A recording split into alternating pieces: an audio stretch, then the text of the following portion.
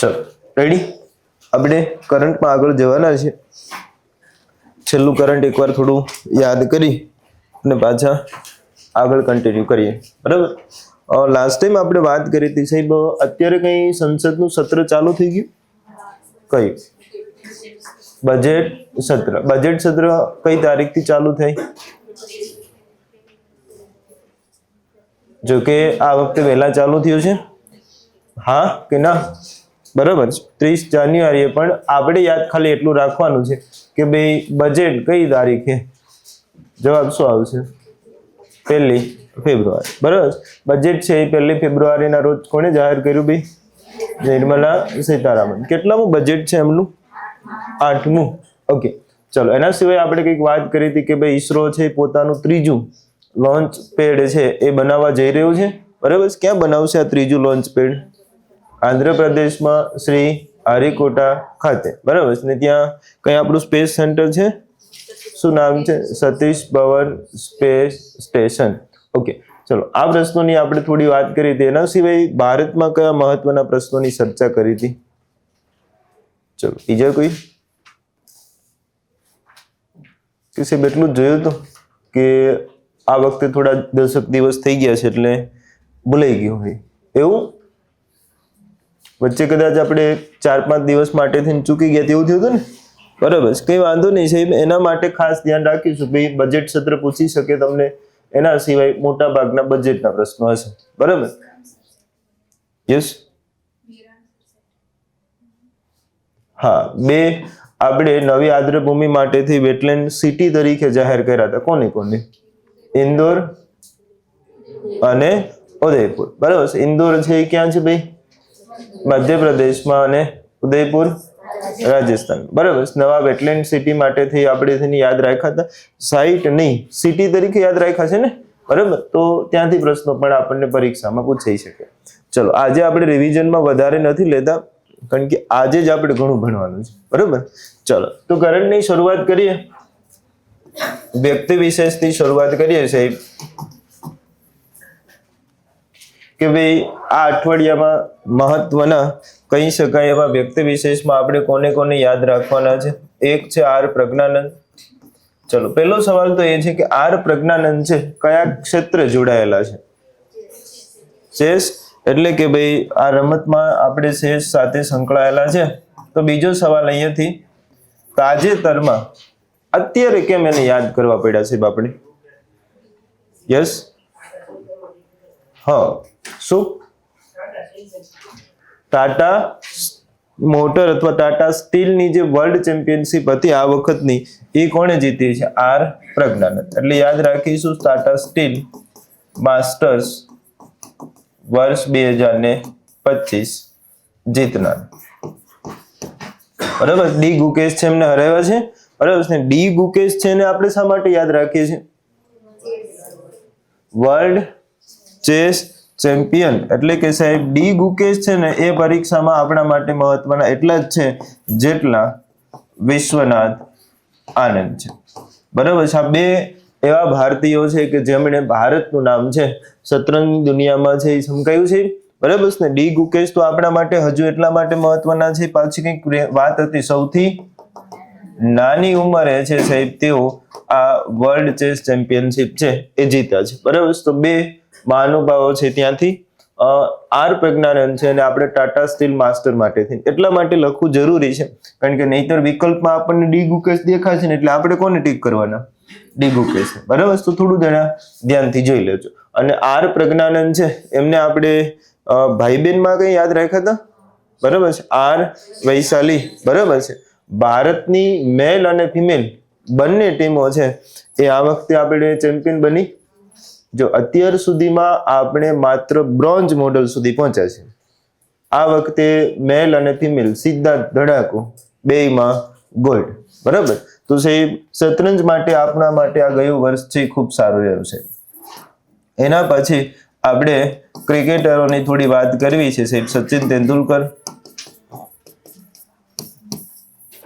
સચિન તેંડુલકર છે અને તાજેતરમાં BCCI દ્વારા છે એક એવોર્ડથી સન્માનિત કરાયા. તો મને કોઈ કહેશો કે ભાઈ સચિન તેંડુલકરને કયા એવોર્ડથી સન્માનિત કરવામાં આવ્યા છે. શું એવું પસંદ કરાયા હશે ક્રિકેટર ઓફ ધ યર? ના સાહેબ, કારણ કે હજુ તો હવે એમને નિવૃત્તિ લઈ લીધી છે ને. ક્રિકેટના ભગવાન તરીકે યાદ ભલે રાખતા હોય પણ હજુ એમને એવોર્ડ મળે છે. કયો? Yes, CK Naidu lifetime achievement award. સરસ. બીસીસીઆઈ દ્વારા તાજેતરમાં ક્રિકેટમાં એમના યોગદાન માટે થઈ CK Naidu lifetime achievement award, જો કે 23-24 વર્ષ માટેથી અપાયો છે. આપણા માટે તો પરીક્ષામાં પ્રશ્ન એટલા માટે મહત્વનો છે કે આપણી પરીક્ષામાં પૂછાશે ત્યારે તો આ એક જ હશે, કારણ કે હવે કોઈને 25 નું આપવું હોય તો ક્યારે આપે? આવતા વખતે, કાં તો વર્ષના એન્ડમાં કાં તો આવતા વર્ષે આપે. બરાબર. તો સાહેબ સચિન તેંડુલકર છે સાહેબ, એને CK Naidu lifetime achievement award છે એ આપવામાં આવ્યો છે. બીજો સવાલ, સચિન તેંડુલકર છે ને એમને કઈ રાજ્યસભામાં સભ્ય હતા? કોઈને યાદ છે?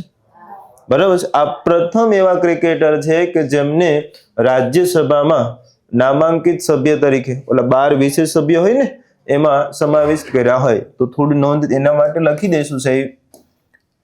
સચિન તેંડુલકર સૌ પ્રથમ ક્રિકેટર કે જેમને રાષ્ટ્રપતિ દ્વારા રાજ્યસભામાં વિશેષ સભ્ય તરીકે છે એ મોકલ્યા હોય. બરાબર છે. એવું કહી શકાય કે આ પહેલા એવા ક્રિકેટર છે જેને રાજ્યસભામાં મોકલ્યા હોય. મને કોઈ કહેશું કે રાજ્યસભામાં રાષ્ટ્રપતિ દ્વારા કેટલા સભ્યોની નિમણૂક કરવામાં આવે છે? ભાઈ 12 સભ્યોને. એના 12 સભ્યો છે કોઈ ને કોઈ ક્ષેત્ર છે વિશેષ હોય છે. બરાબર. હવે આ જે વિશેષતા છે એમાં ક્રિકેટરમાં કોઈ પેલો હોય તો એ કોણ છે? સચિન તેંડુલકર. મને કોઈ કહેશો આ 12 સભ્યોની નિમણૂક રાષ્ટ્રપતિ કયા અનુચ્છેદ અંતર્ગત કરે છે? અનુચ્છેદ 80. રાજ્યસભાનો અનુચ્છેદ 80 અને નામાંકિત માટે અથવા નિમણૂક માટેનો પણ કયો છે? 80 જ છે. બરાબર. 12 સભ્યોની નિયુક્તિ છે સાહેબ અનુચ્છેદ 80 મુજબ જ થાય છે. બરાબર. તો આને પણ નોટ રાખીશું આપણે. ચલો, તો આ 12 સભ્યોમાંથી એક સચિન તેંડુલકર ક્રિકેટના ભગવાન તરીકે યાદ રાખીએ છીએ આપણે, અને સૌથી વધારે રનોમાં આપણે આમને યાદ રાખવાના હોય છે. બરાબર. પણ અત્યારે તો આપણે ખાલી સીકે નાયડુ અને રાજ્યસભા માટે 2 પ્રશ્નો પકડીશું. તો આ વાત થઈ જૂનાની. તાજેતરમાં T20 માં હમણાં એક બીજા શર્મા આવ્યા, ધોઈ નાખ્યા, અભિષેક શર્મા. શા માટે સાહેબ અભિષેક શર્માને યાદ રાખીશું આપણે? અભિષેક શર્મા T20 એક મેચમાં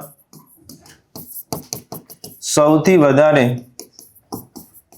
રનનો શું બનાવી દીધો સાહેબ? ભારતીય તરીકે એમણે રેકોર્ડ બનાવ્યો ભારતીય ખેલાડીઓમાં. હો ભાઈ. ચલો, કેટલા રન છે ઠપકાર્યા એક મેચમાં? 135. જો ખાસ ધ્યાન રાખજો, 135 રનનો આ રેકોર્ડ છે એ અભિષેક શર્મા. જો કે એમને રોહિત શર્માનો 6 વાળો રેકોર્ડ તોડ્યો. બરાબર છે. હા, અહીંયા તમને એમ પૂછે કે ભાઈ સૌથી વધારે રન, હવે 135 રન T20 કર્યા હોય, તમને ખ્યાલ હોય તો, જો ઘણી વાર તો એવું તમે જોયું હશે 4 રનમાં તો આ ટીમ ઓલ આઉટ થઈ જતી હોય. બરાબર. 135 એટલે ઠપકાર્યા છે તો 6 કરવા પડે. બરાબર. તો સૌથી વધારે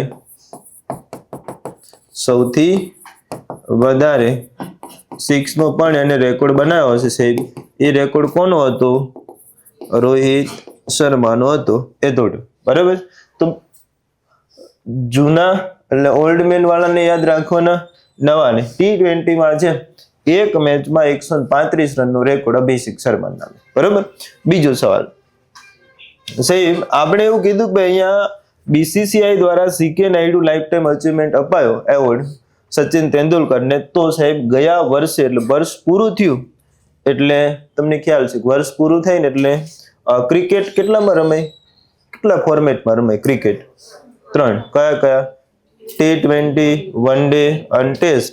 પછી આના માટે આઈસીસી હોય, ઇન્ટરનેશનલ ક્રિકેટ કાઉન્સિલ, એ શું કરે? બેસ્ટ ખેલાડી જાહેર કરતા હશે ને.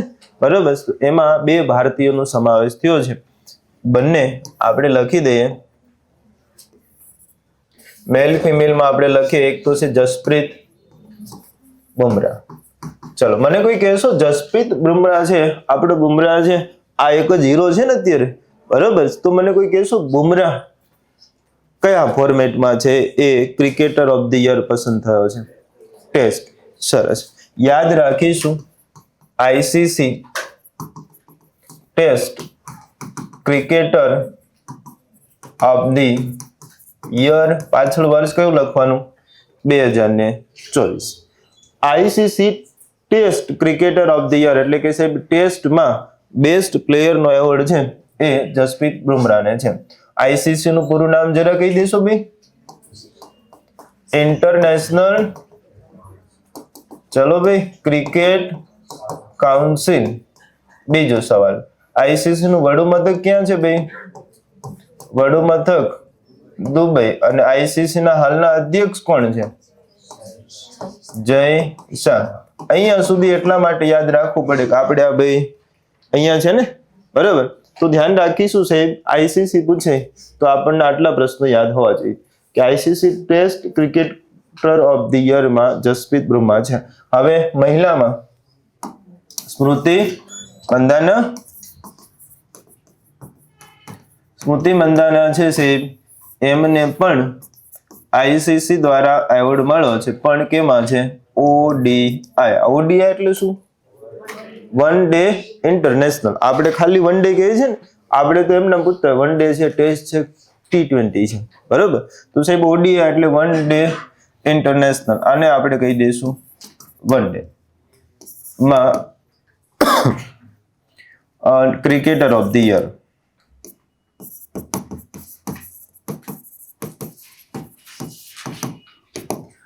ICC one day cricketer of the year મહિલાઓમાં છે એ સ્મૃતિ મંદાના પસંદ થયા છે.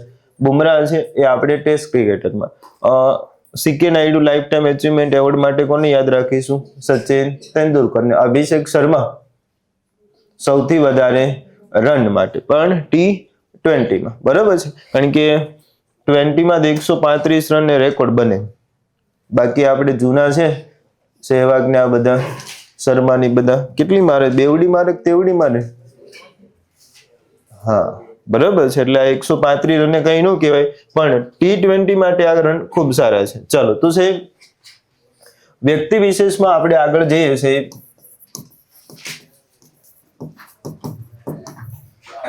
આર પ્રજ્ઞાનંદ ને શું કીધું ભાઈ? R Pragnanandhaa Tata steel master 2025, બરાબર, ખાલી ધ્યાન શું રાખવાનું? ડી ગુકેશમાં ભૂલ ન થવી જોઈએ. એ વર્લ્ડ ચેમ્પિયન છે. કેટલા ભારતીય વર્લ્ડ ચેમ્પિયન? 2. ડી ગુકેશ ને અગાઉ વિશ્વનાથ આનંદ, બરાબર. બીજું આમાં કઈ બહુ યાદ રાખવાની જરૂર છે નહીં. પ્રશ્ન પૂછાણો કે સાહેબ ચેસ ચેમ્પિયનશિપમાં ગત વર્ષે મેલ અને ફિમેલમાં ભારતે કયો મેડલ જીત્યો? ગોલ્ડ. 5 જણાની ટીમ હતી અને 2માં આપણે શું જીત્યો છે? ગોલ્ડ જીત્યો છે. આટલા સુધી ક્લિયર? પછી બધા આપણે ક્રિકેટરો યાદ રાખ્યા. સચિન તેંડુલકરને શું કીધું? કયો award? CK Naidu lifetime achievement award. Abhishek Sharma T20માં સૌથી વધારે રન કેટલા? 135. એના પછી આપણે યાદ રાખ્યા છે જસપ્રીત બુમરાહ, એમને કયા ફોર્મેટમાં? ઇન્ટરનેશનલમાં, ટેસ્ટમાં. અને સ્મૃતિ મંદાના છે એમને વન ડેમાં. હા કે ના? બંનેમાં. ઓડીઆઈ એટલે one day international, one day જો. ચલો, એના પછી આપણે યાદ રાખવા છે સુનિતા વિલિયમ્સ. સાહેબ બધા ઓળખે છે. આ સુનિતા વિલિયમ્સ અત્યારે ક્યાં છે? આપણે જાન્યુઆરી 2025 વાત કરતા હતા, એની સાથે પછી ફેબ્રુઆરીમાં આપણે છીએ, તો મને કોઈ કહેશો ક્યાં છે અત્યારે? અવકાશમાં છે. અવકાશમાં એટલે એમને તરે છે, તો ઇન્ટરનેશનલ સ્પેસ સ્ટેશન ઉપર છે, બરાબર છે ને. અહીંયા થોડા દિવસ માટે ગયા હતા, હવે પાછા હજુ પરત લાવવાની વાતો થઈ રહી છે. અને ડોનાલ્ડ ટ્રમ્પ નવા રાષ્ટ્રપતિ બનતાની સાથે એમણે આ મિશન કોને સોંપેલું છે કે ભાઈ સુનિતા વિલિયમ્સ છે ને પરત લઈ આવવાનું? Alone Musk. બીજા કોને આપે? બરાબર છે, એની પાસે છે ને આવું બધું. રેડી? હવે મૂળ વાત પર ફરત પડીએ સાહેબ. સુનિતા વિલિયમ્સ છે, એમણે ઇન્ટરનેશનલ સ્પેસ સ્ટેશન પર સ્પેસ વોક કર્યું. કેટલામી વાર? 9મી વાર. આ રેકોર્ડ છે. ઇન્ટરનેશનલ સ્પેસ સ્ટેશન 9મી વાર space walk.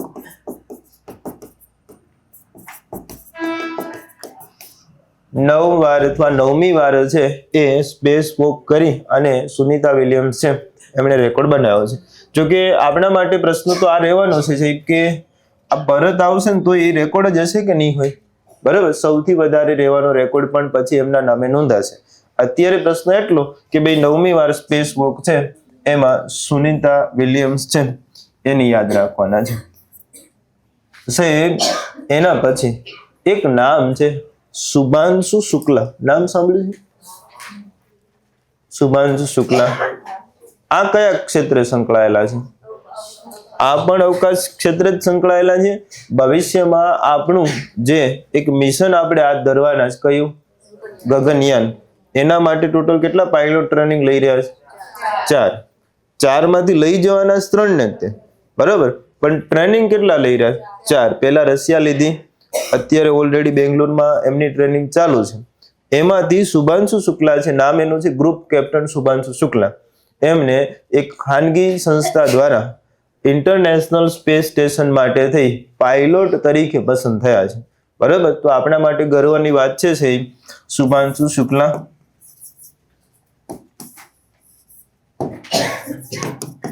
Shubhanshu Shukla group captain છે. આ ગ્રુપ કેપ્ટન નું બિરુદ એને ક્યાંથી હોય? ભારતીય એરફોર્સમાં છે ને, બરાબર. હવે શુભાંશુ શુક્લા છે સાહેબ એ ઇન્ટરનેશનલ સ્પેસ સેન્ટર માટે થઈ ઇન્ટરનેશનલ સ્પેસ સ્ટેશન પર જવા માટે પાયલોટ તરીકે છે એ પસંદગી પામ્યા છે. સાહેબ અગાઉ કોઈ ભારતીય પુરુષ આવું કરી શક્યા છે? અવકાશમાં ગયો હોય એવું કોઈ અવકાશ યાત્રી ખરું? હા કે ના? ભારતીય સૌ પ્રથમ ભારતીય અવકાશ યાત્રીનું નામ કહેશો? યસ, રાકેશ શર્મા. બરાબર છે સાહેબ, રાકેશ શર્મા પછી યાદ રાખવાના છે આપણે શુભાંશુ શુક્લાને. તો ઇન્ટરનેશનલ સ્પેસ સ્ટેશનમાં પાયલોટ તરીકે છે એમની પસંદગી છે એ થઈ છે. બરાબર, તો આપણા માટે એ પણ મહત્વનું રહેશે સાહેબ, ત્યાંથી કોઈ ભૂલ ન થવી જોઈએ. મિશનનું નામ છે એક્સિઓમ 4. ખાનગી મિશન છે એક્સિઓમ 4. આપણા માટે પ્રશ્ન તો એટલો જ રહેવાનો છે જેમ કે ફરીવાર કયા ભારતીય અવકાશ યાત્રી છે એ સ્પેસમાં જવાના છે? તો જવાબ શું આવશે? શુભાંશુ શુક્લા. અત્યાર સુધીમાં 2 મહિલા અવકાશ યાત્રી છે એ થઈ ગયા. કોણ કોણ? કલ્પના ચાવલા. બીજું સુનિતા વિલિયમ્સ. બીજું કોઈ થઈ ગયું પાછું હોય તો કેજો. યસ, બરાબર. હવે વાત એના ઉપર રહી કે સાહેબ ઇન્ટરનેશનલ સ્પેસ સ્ટેશનના પાયલોટ તરીકે શુભાંશુ શુક્લા જશે ખાનગી મિશન એક્સિઓમ 4 માટે. સુનિતા વિલિયમ્સ કેટલામી વાર સાહેબ સ્પેસ વોક? 9મી વાર. આ એમનો રેકોર્ડ છે નોંધાયો છે. એનાથી થોડા આગળ જઈએ અને હવે આપણે વાત કરી લઈએ છીએ ગુજરાતની કે ભાઈ રાજ્યમાં આ અઠવાડિયામાં કરંટમાં કયા કયા પ્રશ્નો બની શકે. ગુજરાતનો સૌથી મોટો ક્રાંતિકારી નિર્ણય હોય તો યુસીસી માટે સમિતિની રચના. સાહેબ ભારતમાં યુસીસી, આ શું? યુસીસી નું પૂરું નામ શું છે? Uniform civil code. બરાબર છે, યુનિફોર્મ સિવિલ કોડ. ગુજરાતીમાં કેવું હોય તો સમાન નાગરિકતા ધારો, આવું કહી શકાય. બરાબર છે. હવે મને એમ કહો છો કે આ સમાન સિવિલ કોડ આવો શબ્દ પણ તમે સાંભળ્યો હશે. યુનિફોર્મની જગ્યાએ યુસીસી છે આપણે લખીએ છીએ.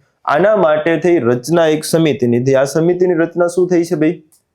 કે ભાઈ આ ભવિષ્યમાં આપણે લાગુ કરવાના છે. તો શું એવું બનશે કે ગુજરાત છે યુસીસી લાગુ કરનાર ભારતનું પહેલું રાજ્ય બનશે? કેટલામું? બીજું. વાસ્તવિક રીતે કેટલું? ત્રીજું. કારણ કે આઝાદી પહેલાથી કોઈ એક રાજ્યમાં છે, ત્યાં ગોવામાં. પણ આપણે યાદ રાખીશું પ્રથમ કયું છે? ઉત્તરાખંડ. બીજું ગુજરાત બનશે. બરાબર, યાદ રાખવાનું આઝાદી પહેલાથી ક્યાં? ગોવામાં ઓલરેડી સમાન સિવિલ કોડ છે. બરાબર, આપણે બનશે. હવે મને એમ કહો કે ભાઈ યુસીસી માટે એટલે કે સમાન સિવિલ કોડ માટે જે સમિતિની રચના થઈ છે એમાં અધ્યક્ષ તરીકે એક નિવૃત્ત જજ છે, એમની પસંદગી થઈ છે. કોણ? રંજના દેસાઈ. બરાબર છે. તો યાદ રાખીશું આ સમિતિ છે યુનિફોર્મ સિવિલ કોડ માટેની જે સમિતિની રચના થઈ છે સાહેબ, એના અધ્યક્ષ જજ રંજના દેસાઈ. જો ખાસ ધ્યાન રાખજો, આ નામ પણ જજનું પૂછી શકે. કેમ પૂછી શકે સાહેબ? તમને જો એમ પૂછાતું હોય કે ભાઈ એક ભારતમાં એટલે કે વન નેશન વન ઇલેક્શન, આવું એક સમિતિની રચના થઈ હતી, વન નેશન વન ઇલેક્શન, એના અધ્યક્ષ સ્થાને કોણ હતું? રામનાથ કોવિંદ. આખા ભારતમાં એક દેશ એક ચૂંટણી. તમને ખ્યાલ છે ને કે મોદી સાહેબ હમણાં ફૂલ ફોર્મમાં છે, બધું એક હારે જ કે one nation one election, one nation one time. આવું નથી? બરાબર. તો આવું બધું કરવાનું ચાલુ છે. એ અંતર્ગત છે સાહેબ આપણે યુસીસી છે એ લાગુ કરવાની સમિતિ બનાવી દીધી. જો એટલે આ સમિતિ છે ને એને માત્ર ભલામણો જ કરવાની, આપણે હવે એનું સીધું શું કરવાનું છે? લાગુ જ કરવાનું છે. પણ સીધે સીધા લાગુ થઈ શકે નહીં. હાવ આ યાદ રાખવું હોય તો પંચાયતી રાજ આપણે લાગુ કર્યું તોય સમિતિ બનાવી હતી કે નહીં? રસિકલાલ પરીખ સમિતિ બનાવી હતી. તો એનો અર્થ એવો થયો કે તમારે કંઈક નવું લાગુ કરવું છે તો શું બનાવવી પડે? સમિતિ. અને સમિતિ બનાવો તો એના એક બનાવવા પડે અધ્યક્ષ. એ કોણ છે? રંજના દેસાઈ. સાહેબ ગુજરાતમાં યુસીસી લાગુ થઈ જશે તો કેવા કેવા ફેરફારો થશે? બરાબર. સૌથી પહેલા યુસીસી છે એ આપણા માટે કે ભાઈ ગુજરાતમાં આના માટેનો ડ્રાફ્ટ તૈયાર થશે, પછી કેવા ફેરફારો થશે? સૌથી પહેલું ખાસ યુસીસી છે ને માટે છે, મને કોઈ કહેશો? સમાન સિવિલ કોડ એટલે બધાય હાટું એક હરખો કાયદો, પણ કયા ફિલ્ડનો, કયા ક્ષેત્રનો? પહેલું અને સૌથી મહત્વનું આ લગ્ન સંબંધિત કાયદો એવું કહી શકાય. બરાબર.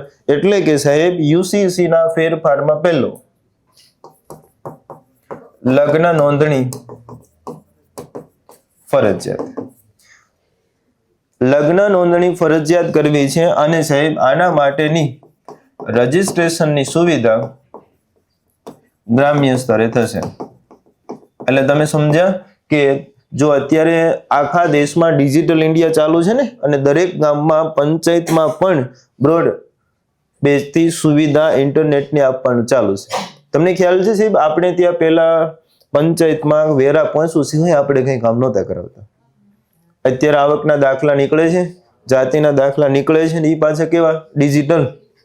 આ કે ના? તો ધીમે ધીમે આ છે એ સંખ્યા વધતું જવાની. તો રજીસ્ટ્રેશનની સુવિધા હવે ગ્રામ્ય સ્તરે છે.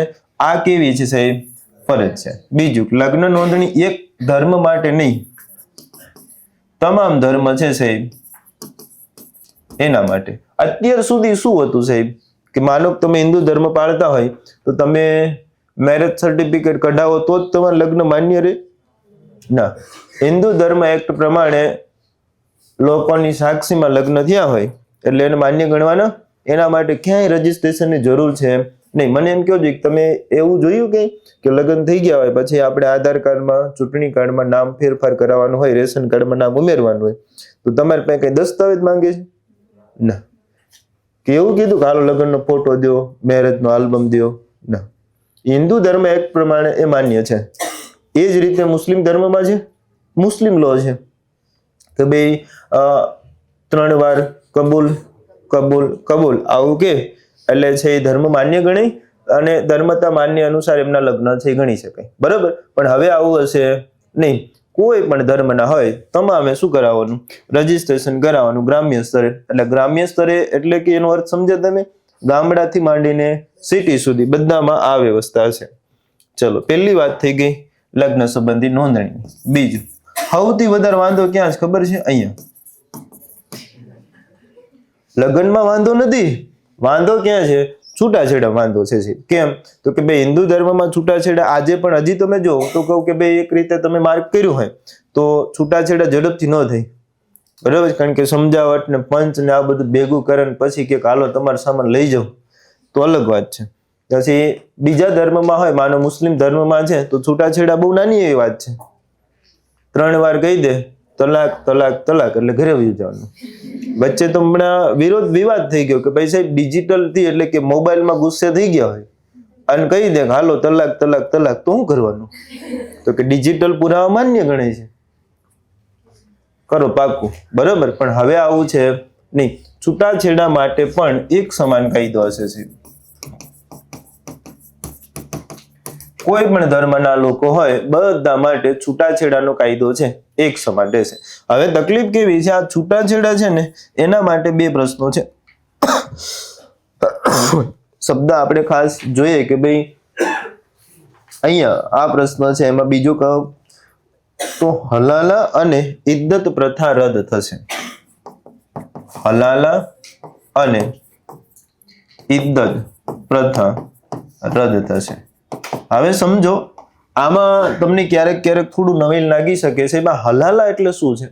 તો કે હલાલા એટલે, થોડી જગ્યા આગળ પાછળ કરજો ભાઈ, ભાઈઓ બેનો થોડા આગળ બેસો જઈ.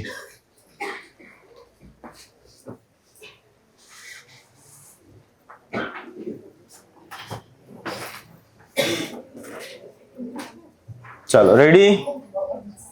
આપણે પાછા આવી જઈએ હલાલા પ્રથા પર. હવે વિચારો,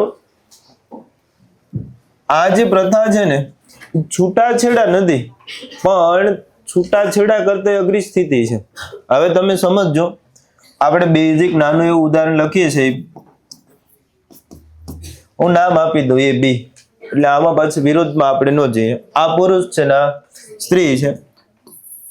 ખાસ આ હલાલા છે મુસ્લિમ સમુદાયમાં હોય છે. આ બંને લગ્ન કરી લે. હવે એ અને બી ના લગ્ન થઈ ગયા સાહેબ, નોંધણી થઈ ગઈ, પછી ગમે એ લોચો થઈ ગયો અને નક્કી થઈ ગયું કે ભાઈ હવે આપણે છૂટા પડી જવું છે. એટલે અહીંયા 3 વાર શું થઈ ગયું ભાઈ? તલાક થઈ ગયા.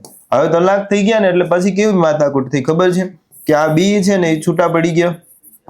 હવે પાછી એને સાંભળ્યું કે આપણે એક કામ કરવું છે, પાછા બી હારે લગ્ન કરી લેવાય. છૂટાછેડા છે ને ખોટા થઈ ગયા છે. તો મુસ્લિમ ધર્મમાં આ જે હલાલા છે એને એમ કહેવામાં આવે છે કે એમ તમે સીધા લગ્ન ન કરી શકો. તો શું કરવાનું? એ કરી માથાકૂટ. તો શું કરવાનું છે? તો કે બી છે એમને બીજા કોઈ પુરુષ સાથે લગ્ન કરવાના. બી છે એને કોઈ બીજા પુરુષ સાથે લગ્ન ગ્રંથિથી જોડાવાનું, પછી પાછા લગ્ન કરી અને પછી આને શું આપી દેવાના? છૂટાછેડા આપી દેવાના, એટલે તલાક. હવે બી પાછા આવી ગયા તો કે હા સાહેબ, હવે બી પાછા ઓકે, હવે પાછા એ સાથે લગ્ન કરી શકે. આવી પ્રથા છે ભાઈ, બરાબર છે? હા, એટલે જ આપણે કોઈ નામ નથી લખ્યા, એ બી સમજાઈ દીધું. હવે ક્લિયર થઈ ગયું, બરાબર? કે ભાઈ પેલા લગ્ન કરે પછી બાટલો ફાટી ગયો હોય કે આજ ખાવાનું બરોબર બન્યું નથી ને હાલો ડીશું થઈ ઘા કે હાલો જવા દો, તલાક તલાક તલાક, ઘર ભેગા. 2 દી પછી ખબર પડી બીજું ખાવા કોઈ નહીં દે. પછી બોલાયા તો હવે એમ ન હાલે. તો કે બીજે લગ્ન કરવાના, અહીંયા તલાક લેવાના ને પછી શું કરવાનું? પાછું લગ્ન કબૂલ કબૂલ કબૂલ, બરાબર છે? આને શું કહેવાય? હલાલા. તો આવી પ્રથા છે હવે શું થઈ જશે? રદ. બીજું, આ પ્રથા રદ થવાની સાથે એક પત્ની પછી બીજી પત્ની, આવું બહુ પત્ની તો પ્રથા થાય ને, હવે એને જ શું કરી દેવાની છે? રદ. સાહેબ, આ હલાલા અને ઇદ્દત પ્રથા રદ થશે, એની સાથે સાથે યાદ રાખીશું સાહેબ, બહુપત્નીત્વ પ્રથા છે એને પણ શું કરી દેવાની છે? રદ. 2 એક સાથે થઈ જશે, બરાબર? કે ભાઈ છૂટાછેડાનો કાયદો એક સમાન રહેશે, એટલે કે હવે ટ્રિપલ તલાક છે ઓલરેડી શું થઈ ગયા છે? રદ થઈ ગયા છે. વિચાર કરો સાહેબ, ભારતમાં ટ્રિપલ તલાક છે હમણાં થયા, અને મુસ્લિમ દેશોમાં પહેલેથી પ્રતિબંધ છે. પાકિસ્તાન જેવા, પાકિસ્તાન પોતાને મુસ્લિમ દેશ કહે છે ને, ત્યાં પણ ટ્રિપલ તલાક ઉપર પ્રતિબંધ છે. ભારતમાં ચાલુ. બરાબર છે, અને આપણે માન બંધ કર્યા. ચલો, હલાલા અને ઇદ્દત પ્રથા બંધ, બહુપત્નીત્વ પ્રથા છે બંધ. એટલે બહુપત્નીત્વ પ્રથા પછી અહીંયા હિન્દુ ધર્મમાં સતી પ્રથા ઉપર પાછું પ્રતિબંધ છે. હા, એટલે પાછું ત્યાં બીજું કંઈ આપણે વિરોધમાં જતા નથી. હવે વાત થઈ ગઈ સાહેબ કે લગ્ન નોંધણી ફરજિયાત, છૂટાછેડા, હલાલા, બહુપત્નીત્વ પ્રથા. આ બધી વાત થઈ જૂના જોગીની. અત્યારે નવો જમાનો છે, વગર લગ્ન હારે રહે છે. એને શું કહેવામાં આવે છે? Live in relationship. હા, શબ્દ અઘરો છે. Live in relationship.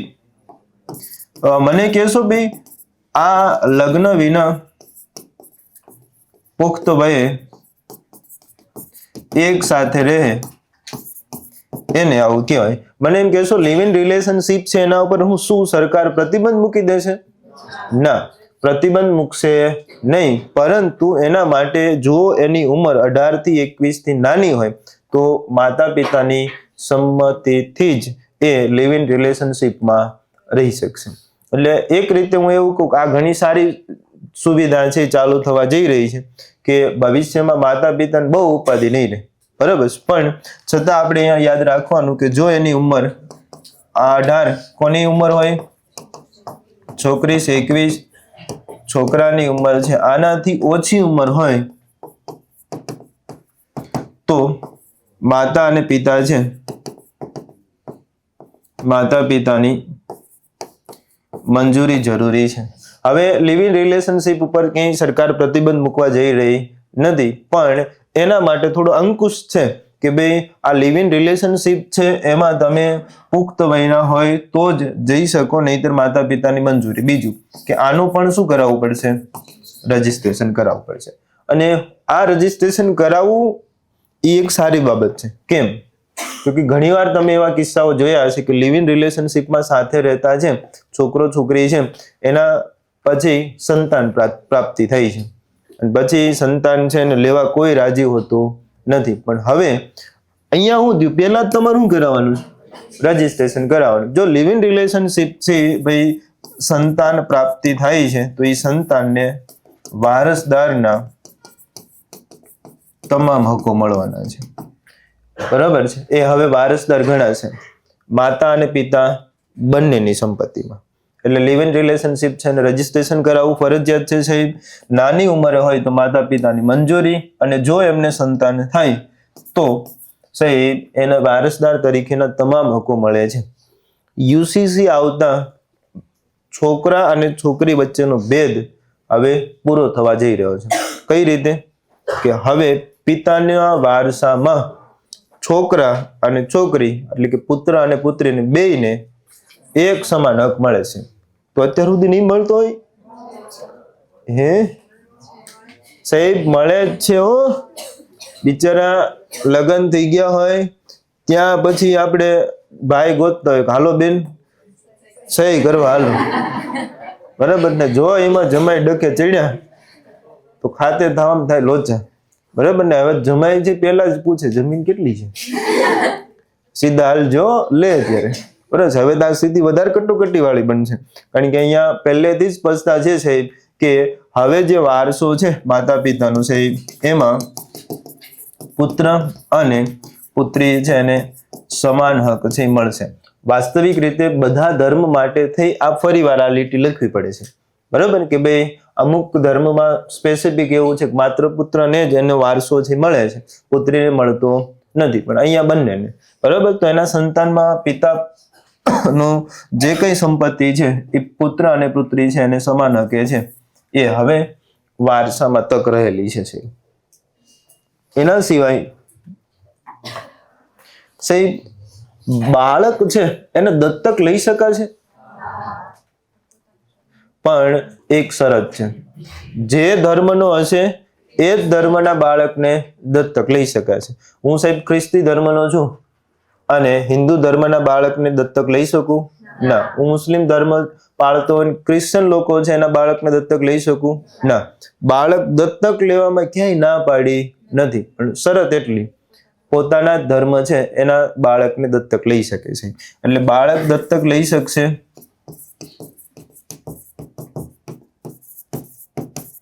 પરંતુ જે તે ધર્મ અથવા હું લખું પોતાના ધર્મના બાળકને લઈ શકે.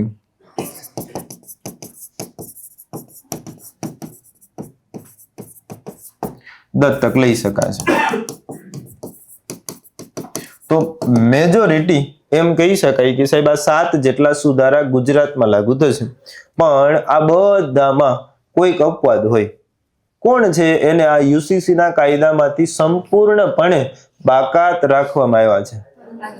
અનુસૂચિત જનજાતિ, જેને આપણે આદિવાસી તરીકે ઓળખીએ છીએ. બરાબર, સરસ. ચાલો તો નોંધ કરીને લખી રાખીશું સાહેબ, અનુસૂચિત જનજાતિ છે એમને યુસીસી માંથી સંપૂર્ણપણે બાકાત રાખવામાં આવ્યા છે. એનો અર્થ એવો થયો કે ભાઈ આદિવાસી લોકો છે એ પોતાના ધર્મ પ્રમાણે છે અથવા પોતાના કાયદા પ્રમાણે લગ્ન કરી શકશે. બહુપત્નીત્વ પ્રથા એમને અમલી છે.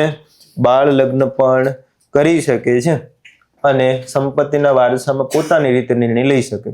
આખા દેશમાં જે વસ્તી છે એ પ્રમાણે અનુસૂચિત જનજાતિને ભારતમાં લાગુ થઈ જશે તોય છેક સુધી હું રાખવાના છે ભાઈ? બાકાત જ રાખવાના છે. બરાબર છે. એટલે એમને પોતાની છૂટછાટ રહેલી છે. બાકી બધા ધર્મમાં એક સમાન. બરાબર. પછી કાયદાની કઈ માથાકૂટ થશે નહીં. હું તો એમ કહું કે આ બહુ સારું કહેવાય. ભવિષ્યમાં મેરેજ સર્ટિફિકેટની માથાકૂટ જ નહીં રહે. હા કે ના? અત્યારે આપણે કુંવરબાઈનું મામેરમ સહાય લેવી હોય તો સહાય હાટું થઈને માથાકૂટ કેવડી થાય? મેરેજ સર્ટિફિકેટમાં 2-3 હજાર રૂપિયાનો ખર્ચો થઈ જાય. 10-12 હજાર રૂપિયા પછી આપણે સહાય લેવી. બરાબર, આવું થાય ને. હવેથી પ્રશ્ન સોલ્વ થઈ જશે. શું? સીધા જ તમારે શું કરાવવાનું? રજીસ્ટ્રેશન તો કરાવવાનું જ છે. અને પછી ફાયદો એ છે ને કે ભાઈ માનો પતિ અને પત્ની 2 નોકરિયાત હશો તો દંપતી કેસમાં પછી તમારે બદલી કરવી પડશે ને એક જ જગ્યાએ. બરાબર, નહીતર તો તકલીફ એ થાય કે 2 નોકરી મળી હોય, એક કચ્છમાં હોય ને એક સુરત હોય. પછી આપણે પછી ઓળખાણ કરાવતા હોય કે કરો તો કે મેરેજ સર્ટિફિકેટ પહેલા કઢાવો. બરાબર, તો મેરેજ સર્ટિફિકેટ કાઢવામાં પાછું આપણે ગોરદાદાને ગોતવા પડે. તમને ખ્યાલ છે એમાં જરૂર પડે? બરાબર. આપણે ઓલો હસ્તમિલાપ વખતે પાછું ગોરદાદા હોય આમ, પછી ગોરદાદા વાળો ફોટો ને પછી એનું આધાર કાર્ડ જોઈએ. બરાબર, કે હા અમારી સાક્ષીમાં થયા છે લગ્ન.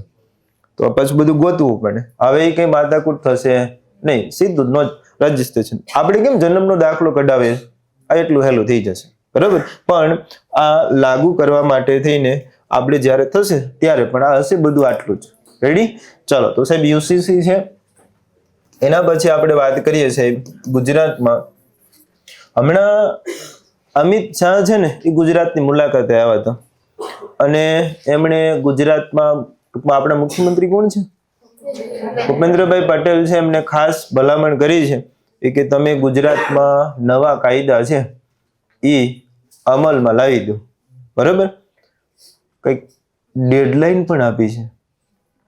30 એપ્રિલ 2025 સુધીમાં 3 નવા કાયદા શું કરી દેવામાં આવે? લાગુ કરી દેવામાં આવે. આવું કીધું છે. બરાબર. ચાલો તો ગુજરાતમાં અમિત શાહ ખાસ એમનો આગ્રહ છે ભાઈ કે ભાઈ 30 એપ્રિલ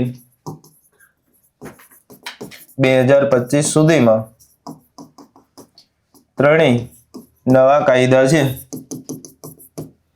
એ અમલમાં આવી જાય એવી ભલામણ કરીને ગયા છે. બરાબર છે. એટલે તમે સમજી ગયા ભલામણ એટલે? સમજી ગયા ને? હા, એવડી હો. ચાલો 30 એપ્રિલ સુધીમાં ગુજરાતમાં 3 કાયદા છે એ લાગુ થઈ જાય એવો પ્રયત્ન છે કરવાના છે. આ 3 નવા કાયદા છે એમાં તમારામાંથી મને કોઈ હાથ ઊંચું કરીને કહી શકે? ચલો યસ. પહેલો, ભારતીય ન્યાય સંહિતા. ભારતીય ન્યાય સંહિતાનું જૂનું નામ આઈપીસી. ચાલો બીજું, સરસ, ભારતીય નાગરિક સુરક્ષા સંહિતા, જેને તમે જો યાદ રાખી હોત તો સીઆરપીસી કહેત. બરાબર. અને હજુ એક બાકી, યસ, ભારતીય સાક્ષ્ય અધિનિયમ. સાહેબ આ છે એને તમે કહેતા હતા એવિડન્સ એક્ટ, અને બહુ ભાગશાળી છો પોલીસની ભરતીમાં. જોકે ભાગશાળીની હારે બીજું પાછું લટકાનું ગણિત રીઝનિંગ આવ્યું છે, બરાબર છે. નહીતર તો એવું હતું ને સાહેબ કે કાયદો પાકો કરે એટલે નો પૂછો વાત. રેડી? અને ગયા વખતે પોલીસના પેપરમાં કાયદા છે એમાં ધમસાણ મચાઈ દીધી આપણે. હા ને, ધમસાણ મચાઈ દીધી ને, કેટલો આટલો બધો પાકો કર્યો, પૂછાણું આટલું એવું. રેડી? તો આવું થઈ શકે, પણ હવે આપણા સિલેબસમાં આમાંથી એકેય છે નહીં, બરાબર. નહીતર તમે આને ગોખી ગોખી યાદ રાખતા હોય, આ કલમ ને ઓલી કલમ ને ફલાણી કલમ ને. હવે એવું કઈ છે નહીં. 30 માર્કનું પૂછાવાનું છે. હું? બંધારણ. બંધારણ પણ એક પ્રકારે શું છે? કાયદો જ છે ને, એ આખા દેશનો છે. રેડી? તો જે નવી ભલામણો છે એ આમાં ગુજરાત સ્વીકારશે. એટલે ગુજરાત છે ને એમાં 2 કાયદા ટૂંક સમયમાં આવશે, 3 નવા કાયદા અને યુસીસી. એક સવાલ પૂછી લઉં, ભારતમાં આ 3 કાયદા ઓલરેડી લાગુ થઈ ચૂક્યા છે? હા. ક્યારથી? સરસ, 1 જુલાઈ 2024. ભારતમાં આપણે આમ કહેવાનું, સમગ્ર ભારતમાં ઓલરેડી આ છે એ 1 જુલાઈ 2024 થી શું કરી દેવામાં આવ્યા છે? લાગુ કરી દેવામાં આવ્યા છે. પણ આમાં સમય કેમ લાગતો હશે સાહેબ? હજી તો આપણે ગુજરાતમાં તો આવ્યું નથી. રાજ્ય સરકાર છે ને આમાં ભાગ લેવાનો હોય છે, એ જ્યારે એને અમલી બનાવશે ત્યારથી થશે. પછી આપણે 302 307 ને 420 ને આવું બધું કહેવાનું નહીં, બરાબર. પછી એની માટેની કલમ કેવી આવશે? થોડી અલગ આવશે. ચાલો રેડી? તો આ 3 ખાલી નામ યાદ રાખજો. અને હું તો એમ કહું તમારી પરીક્ષા માટે મહત્વના પણ છે. ભલે કે કાયદો પૂછવાનું ન હોય, કાયદા નામ તો પૂછે ને ભાઈ, બરાબર. કે ભાઈ આઈપીસી નું શું કહેવાય? આને શું કહેવાય? Indian penal code. CrPC criminal procedure code. આ તો એનું નામ જ છે, એવિડન્સ એક્ટ, બરાબર. ચાલો ત્યાંથી થોડા આગળ જઈએ અને વાત કરીએ સાહેબ ગુજરાતની. ગુજરાતમાં આપણે એવું કીધું હમણાં ડિજિટલ બનવાનું ચાલુ છે, બરાબર. ડિજિટલ ભારત 2.0 આ હમણાં નવી ફેશન છે, તમને ખબર છે ને? 2.0 3.0. હવે આ અંતર્ગત ગુજરાત સરકાર ગ્રામ પંચાયત છે ને એને ડિજિટલ બનાવવાનું ચાલુ છે. અત્યાર સુધીમાં એવું હતું કે 10 પ્રકારના પ્રમાણપત્રો છે એ પંચાયતમાંથી નીકળતા. હવે આમાં વધારો થવા જઈ રહ્યો છે. કેટલાક વધારે છે? કેમ લાગે છે? ડબલ કરી નાખશે? 6 ગણા.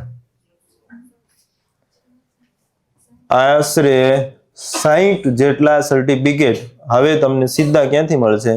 ગ્રામ પંચાયત મળશે. તો યાદ રાખીશું સાહેબ, અત્યાર સુધી 10 જ મળતા હતા. એમાં 10 માં આપણને 2 જ યાદ હોય, જાતિનો દાખલો, આવકનો દાખલો, બાકી પૂરું, બરાબર. તો સાહેબ હવેથી ગ્રામ પંચાયતમાં 60 જેટલા પ્રમાણપત્રો છે એ મળશે. કોણ હોય આની જાહેરાત કરનાર? ગુજરાતના મુખ્યમંત્રી શ્રી ભૂપેન્દ્રભાઈ પટેલ છે, એમની જાહેરાત થઈ ગઈ છે ભાઈ કે હવે ગ્રામ્ય સ્તરે છે એ આપણે ઈ ગ્રામ સેવા અંતર્ગત છે 60 જેટલા છે એ વધારે પ્રકારના પ્રમાણપત્રો કાઢી આપીશું, બરાબર. ચલો આ ગ્રામ્ય સ્તરે છે એને માટે એક શબ્દ આવો પણ વપરાય છે, ઈ ગ્રામ સેવા. તમે જોવો છો, બરાબર. આપણે પંચાયત હવે ડિજિટલ થઈ ગઈ છે ને, લખ્યું પણ હોય શું? ઈ ગ્રામ સેવા. ચલો ગુજરાતમાં આપણે છીએ તો ગાંધીનગર આંટો મારતા આવીએ. ગાંધીનગરમાં ગુડ ગવર્નન્સ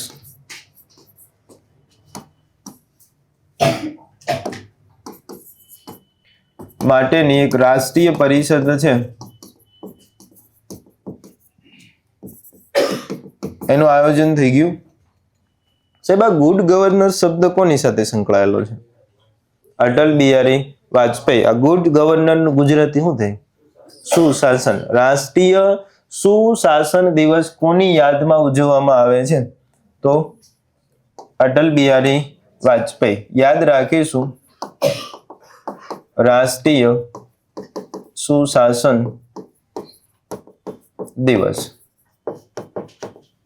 વડાપ્રધાન શ્રી અટલ બિહારી વાજપેયી છે એમની યાદમાં આપણે ઉજવીએ છીએ. અત્યારે આ રાષ્ટ્રીય પરિષદ છે એનું આયોજન થયું ગુજરાતમાં પહેલી વાર થયું છે. બરાબર, એટલે એવો પ્રશ્ન પૂછાઈ જાય કે ગુડ ગવર્નન્સ અંતર્ગત રાષ્ટ્રીય પરિષદનું આયોજન ક્યાં? જવાબ શું લખશું? ગાંધીનગર. બીજો સવાલ છે, આ સાહેબ ગિફ્ટ સિટી ક્યાં આવ્યું? ગાંધીનગરમાં. અને આ ગિફ્ટ સિટી છે ત્યાં આપણે એઆઈ માટે થઈ એક સેન્ટર શરૂ કરવા જઈ રહ્યા છે. AI centre of excellence. AI centre of excellence. મને કોઈ કહેશો આ એઆઈ શું કહેવાતું હશે? Artificial intelligence. આ કે ના ભવિષ્યનો જે જમાનો છે શેના આધારિત હશે? એઆઈ આધારિત હશે. બરાબર, ભવિષ્યમાં છે આપણે ઉર્જા છે એમાં સૌર ઉર્જા અને પવન ઉર્જા ઉપર જઈશું. બરાબર, બાકીની ઇલેક્ટ્રિક, હમણાં તમને ખ્યાલ છે ને બધું ઇલેક્ટ્રિક બાજુ બહુ જઈ રહ્યો છે. બરાબર છે, એઆઈ ટેકનોલોજી છે એમાં આપણે જવાના છીએ. તો એઆઈ સેન્ટર ઓફ એક્સલન્સ છે ગિફ્ટ સિટી સાથે શરૂ કરી દેવામાં આવ્યું છે. અને આમાં પણ કોના હસ્તે કરાયું છે ભાઈ? ભૂપેન્દ્રભાઈ પટેલ. મુખ્યમંત્રી શ્રી ભૂપેન્દ્રભાઈ પટેલના હસ્તે આ એઆઈ સેન્ટર ઓફ એક્સલન્સ શરૂ થયું. જે નવું છે ને એ આપણે બધું યાદ રાખવું પડશે. તમને એવો પૂછાશે ને કે એઆઈ માટેની યુનિવર્સિટી ક્યાં રાજ્યમાં શરૂ થશે? તો કોઈને યાદ છે એઆઈ માટેની યુનિવર્સિટી? મધ્યપ્રદેશ. ચલો, બીજા કોઈને? મહારાષ્ટ્ર. ક્યાં આવશે? મહારાષ્ટ્ર. બાજુમાં જ નોંધ કરીને પાડી દેશો કે ભાઈ ભારતની સૌ પ્રથમ એઆઈ માટેની યુનિવર્સિટીનું છે એ જાહેરનામું કોણે છે અથવા કોણે કર્યું? તો જવાબ શું આવશે? મહારાષ્ટ્ર આવશે.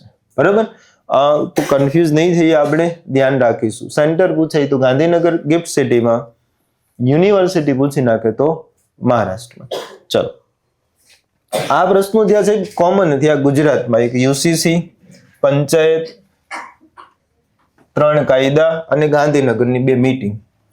એના સિવાય જો આપણે વાત કરવી હોય છે તો કચ્છ જવું છે અને કચ્છમાંથી 2 સવાલ છે. લખપત તાલુકાનું એક ગુનેરી ગામ છે. આ ગુનેરી ગામ છે આપણને પૂછાશે. યસ, ભારતમાં આપણું ગુજરાતનું સૌ પ્રથમ જૈવ વિવિધતા ક્ષેત્ર, અંગ્રેજીમાં કેવું હોય તો ગુનેરી ગામ, કંઈક ગુનેરા પણ લખ્યું હશે.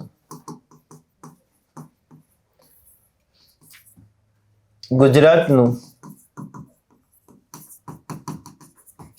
સૌ પ્રથમ જૈવ વિવિધતા ક્ષેત્ર. ગુજરાતનું સૌ પ્રથમ જૈવ વિવિધતા ક્ષેત્ર આવું કહી શકાય. મેનગ્રોવ માટેની સાઇટ હશે કે નહીં હોય? બરાબર છે, તો સાહેબ યાદ રાખીશું આ ગામને ભૂલી જતા નહીં. ગુનેરી ગામ છે ગુજરાતની સૌ પ્રથમ, ને જે પહેલું હોય તો યાદ રાખવાનું જોઈએ ને. જેમ તમે બધું યાદ રાખો, પહેલી રામસર સાઇટ, પહેલું અભયારણ્ય, પહેલું, છેલ્લું, મોટું, નાનું, આટલું ગોખવું પડે. આ પહેલી જ છે એટલે બહુ ટેન્શન નથી, પણ ગામ ભૂલાઈ જાય નહીં. સાહેબ ગુનેરી ગામ ખાતે ગુજરાતની સૌ પ્રથમ આ જૈવ વિવિધતા ક્ષેત્ર. એના સિવાય એક લખવું છે, આ દોરડો ખાતે કઈ હમણાં આયોજન થયું જાન્યુઆરી મહિનામાં. શું થયું? રણોત્સવ યોજાઈ ગયો? હા કે ના? સાહેબ અહીંયા હવે આ પ્રવાસન ક્ષેત્ર મોટું છે, રણોત્સવનું આયોજન થયું. પણ અત્યારે આપણે એટલા માટે લખવાનું છે કે અહીંયા જૂની મોટર સાયકલિંગ છે એના માટેની થઈને એક સ્પર્ધાનું આયોજન થયું. તો એને લખીએ આપણે ભારતની સૌથી જૂની મોટર સાયકલિંગ ઇવેન્ટ. ભારતની સૌથી જૂની મોટર સાયકલિંગ ઇવેન્ટ છે એનું આયોજન. સાહેબ ગોરડો ખાતે પતંગ મહોત્સવ ઉજવાય છે? હા કે ના? ઉજવાય છે. પહેલા પતંગ મહોત્સવ એક જ જગ્યાએ ઉજવાતો, અમદાવાદમાં, બરાબર. પણ હવે એને ધીમે ધીમે આપણે અલગ અલગ ક્ષેત્ર સુધી લઈ જઈએ છીએ. ઓકે, ચાલો બીજો સવાલ છે એને ખાસ પકડશો. આ ગોરડો અને ગુનેરી ગામ કચ્છ એવો જિલ્લો છે કે જેની કોઈ એવી પરીક્ષા નહીં હોય કે જેમાં કચ્છનો સવાલ ન હોય. પછી કરંટનો પૂછાય, ભૂગોળનો પૂછાય, ઇતિહાસનો પૂછાય કે ન હોય જ, બરાબર છે. એટલે કચ્છ જિલ્લો આપણા માટે સૌથી મહત્વનો જિલ્લો છે અને એમાંય તે આવા નાના મોટા પ્રશ્નો તો બનતા જ રહેશે, બરાબર. તો ગુનેરી ગામ અને ગોરડો છે ત્યાંથી આપણે યાદ રાખીશું ત્રણેય નવા કાયદા. અને એના સિવાય આપણે 26મી જાન્યુઆરી હમણાં ગઈ, 26મી જાન્યુઆરી આપણો કેવો દિવસ છે ભાઈ? પ્રજાસત્તાક દિવસ છે. કેટલામો હતો? ચાલો 2025 લખું તો કેટલામો હતો? 76મો. આમાં આપણે કઈ ટેબલો રજૂ કર્યો તો? હા કે ના? અને ટેબલો છે એને ફરી ત્રીજી વાર એવોર્ડ મળ્યો છે. કયો? પીપલ ચોઇસ એવોર્ડ, બરાબર છે. અથવા પોપ્યુલર ચોઇસ એવોર્ડ આવો પણ શબ્દ વપરાય છે. આપણે પીપલ શબ્દ લખીશું.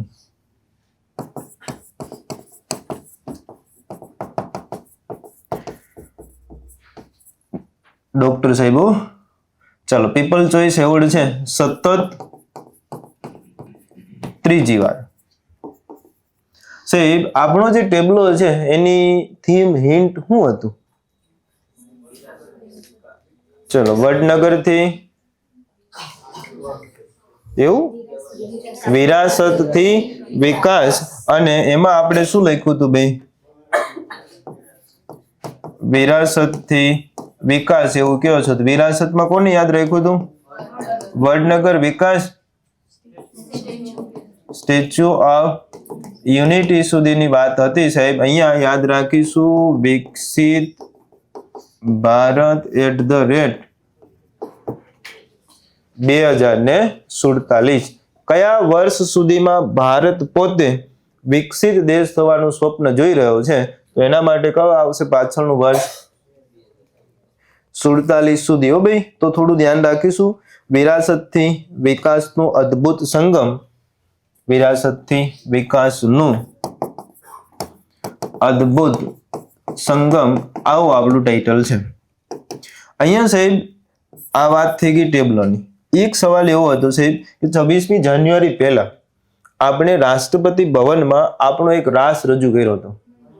કયો? મણિયારો રાસ. ચાલો તો યાદ રાખીશું મણિયારો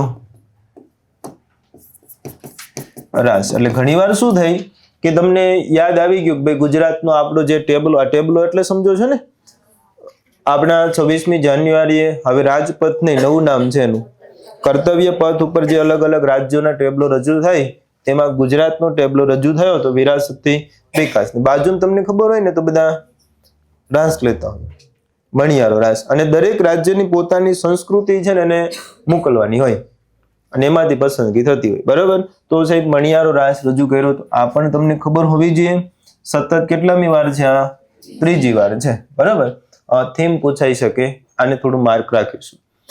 વડનગર હકીકતમાં અહીંયા નહીં લખ્યું હોય, આનું જૂનું નામ લખ્યું હશે આનંદપુરથી, બરાબર. એટલે કે સાહેબ અહીંયા વિરાસતથી વિકાસનું અદ્ભુત સંગમ તરીકે આપણે આને યાદ રાખવાનું છે. ચલો આટલું ક્લિયર? ઓકે. ગુજરાતમાંથી આટલા પ્રશ્નો આપણા માટે મહત્વના છે. રેડી? ત્યાંથી થોડા આગળ જઈએ અને હવે વાત કરીએ દેશની કે ભાઈ ભારતમાં અથવા તો દેશ લેવલે કેટલા પ્રશ્નો છે એ આપણા માટે મહત્વના છે. ચલો કોમન પ્રશ્નો તરફ જઈએ એ પહેલા રાજ્યો અને કેન્દ્ર શાસિત પ્રદેશોની વાત કરી લેવી છે સાહેબ. દિલ્હી. દિલ્હીમાં એક નદી કઈ વહે છે? કઈ? યમુનાની. યમુના નદી માટે થઈને લોચો છે. એટલે કે નદી છે ને એમાં એક પ્રમાણ સતત વધી રહ્યું છે અને એના લીધે દિલ્હી અને હરિયાણા વચ્ચે વિવાદ થઈ ગયો. કારણ શું છે સાહેબ કે અહીંયા આ જે યમુના નદી છે ને સાહેબ, એમાં એમોનિયા નું પ્રમાણ છે એ સતત વધી રહ્યો છે. હવે આ એમોનિયાનું પ્રમાણ છે સતત વધી રહ્યો છે, એના લીધે આપણે એવું કીધું કે ભાઈ વિરોધ છે કોની કોની વચ્ચે છે સાહેબ? દિલ્હી અને હરિયાણા. કારણ શું છે તો કે ભાઈ હરિયાણા છે ત્યાંનું સોનીપત આસપાસનો જે વિસ્તાર છે ત્યાંથી જે ફેક્ટરીઓ હોય એ યમુના નદીમાં સીધો શું જવા દેશ ભાઈ? એમોનિયા. એમોનિયાનું અણુસૂત્ર કહેશો ભાઈ? NH3. આ એમોનિયા છે એનું પ્રમાણ સતત ને સતત વધી રહ્યો છે અને એના માટે દિલ્હી સરકાર, એટલે દિલ્હીમાં તમને ખબર ને પછી વિરોધ તો હોય જ. કોણ છે દિલ્હીમાં? આમ આદમી. હમણાં હવે ચૂંટણી છે થઈ ગઈ, મતદાન થઈ ગયું, એક્ઝિટ પોલ આવી ગયા છે અને એક્ઝિટ પોલમાં ભારે લોચો છે. બરોબર ને? હવે સરકારની ખબર નહીં, આપણે કાંઈ અત્યારે દાવો કરવો નથી કારણ કે આપણે ચૂંટણી રણનીતિકાર એવું કહી ન શકાય ને કઈ. બરોબર. હવે વાત છે અત્યારે વિવાદની કે ભાઈ આ એમોનિયાનું પ્રમાણ વધી ગયું તો શું વાંધો પડી ગયો દિલ્હીને? તો પેલું કે સાહેબ આ યમુનાનું જે પાણી છે સાહેબ, તમને ખ્યાલ છે કે પાણી છે ને એને હવે વપરાશ માટે આપણે શુદ્ધિકરણ લખીએ છીએ. શુદ્ધિકરણ પ્લાન્ટ હોય ને સાહેબ, પાણી માટેનો જે શુદ્ધિકરણ પ્લાન્ટ હોય છે એ 1 ppm સુધી પાણી છે ને એને શુદ્ધ કરી શકે. હવે જો પાણીમાં 1 ppm થી વધારે એમોનિયાની માત્રા અથવા પ્રદૂષણની માત્રા વધી જાય તો આ શુદ્ધિકરણ જ નથી કરી શકતું. એનો મતલબ શું થયો કે પાણી દૂષિત આવે. અને જો આવું થયું તો રોગચાળો તો ફેલાવાનો જ છે અને આ વિરોધના કારણે છે અને આવું દર વર્ષે થઈ છે અને ઋતુ ફિક્સ છે, શિયાળામાં જ આવું થઈ છે. બરાબર. શિયાળામાં બીજો લોચો દિલ્હીમાં હોય. બરાબર. ધુમ્મસનો હોય કે ન હોય? બરાબર. અને બેયના લીધે દિલ્હી તમને વચ્ચે યાદ હોય તો વિશ્વની સૌથી પ્રદૂષિત રાજધાનીમાંથી એક હતી એમ કહેવાનું. અત્યારે કોણ છે? અત્યારે કોણ છે? આપણે પાડોશમાં છે, પાકિસ્તાનમાં. બરાબર. એટલે પણ પ્રદૂષિતમાં તો છે ને આપણે. બરાબર. ચલો તો દિલ્હીમાં યાદ રાખીશું, દિલ્હી અને હરિયાણામાં કઈ નદી? યમુના માટે. શેના લીધે વિવાદ? યમુનાના લીધે. ચલો મહારાષ્ટ્ર. આ દિલ્હીમાં મુખ્યમંત્રી લખતા નથી, અત્યારે કોણ છે? આતિશી છે ને. બરાબર. ચાલો મહારાષ્ટ્રમાં આપણે પ્રશ્ન લખી દીધો છે ઓલરેડી. AI university.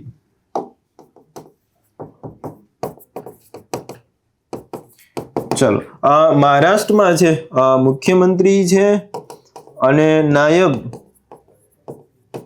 મુખ્યમંત્રી છે. ચાલો મુખ્યમંત્રી કોણ છે?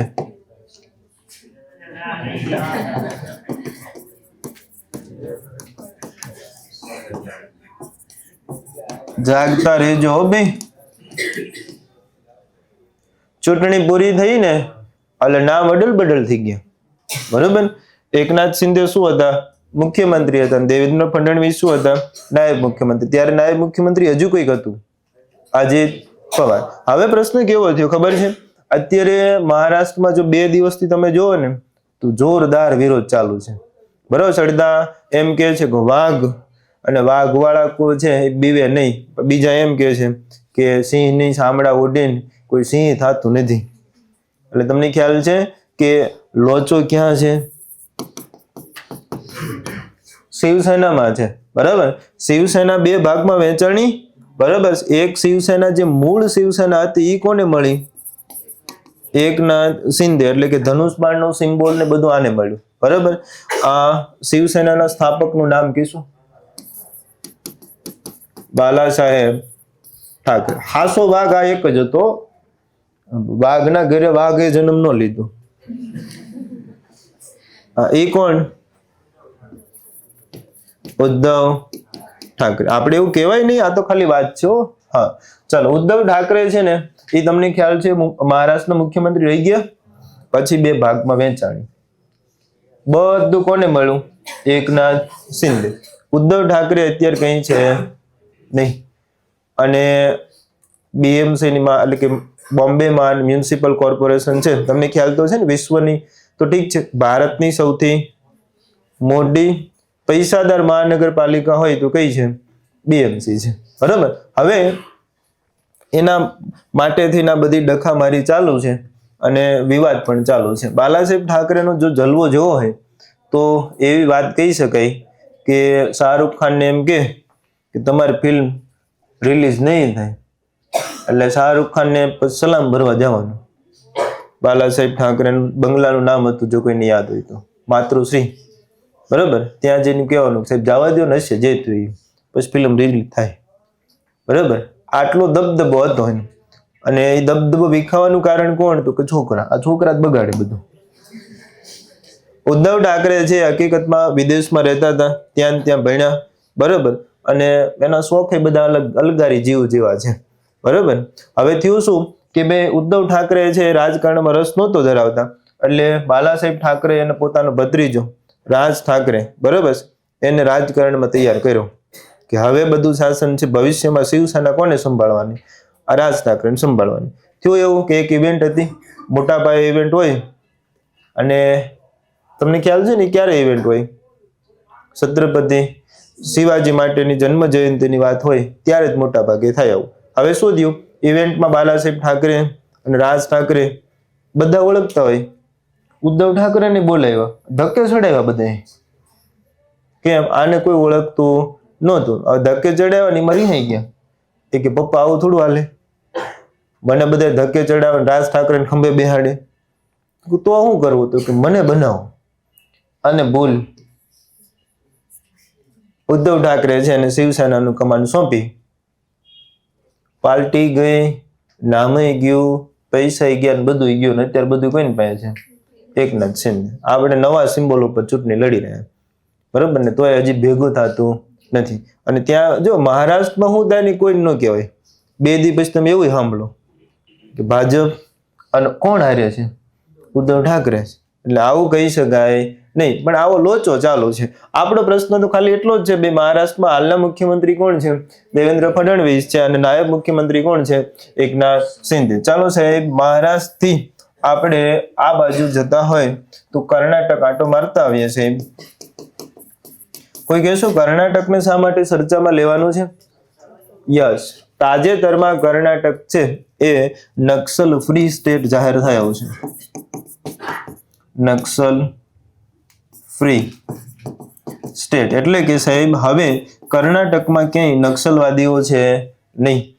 છેલ્લા નક્સલવાદીએ જે પ્રત્યાર્પણ કરી દીધું છે અને આખા કર્ણાટકમાં હવે કોઈ જગ્યાએ નક્સલવાદી રહ્યા નથી.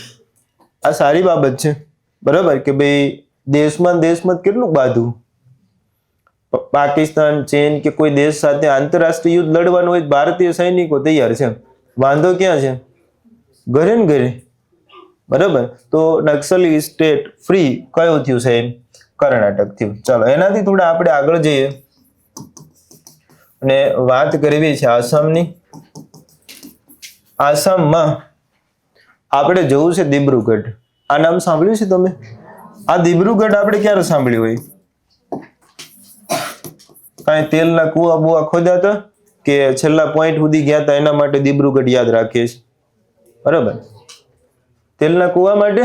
ઓકે. મારો પ્રશ્ન એ છે, આસામ ની હાલની રાજધાનીનું નામ? યસ, દિસપુર. આસામની અત્યારની રાજધાની કઈ છે ભાઈ? દિસપુર છે. પરંતુ હવે આસામના મુખ્યમંત્રીનું નામ હેમંત બિસ્વા શર્મા. એમણે તાજેતરમાં જાહેરાત કરી છે કે દિબ્રુગઢ છે એને આવતા 3 વર્ષમાં આસામની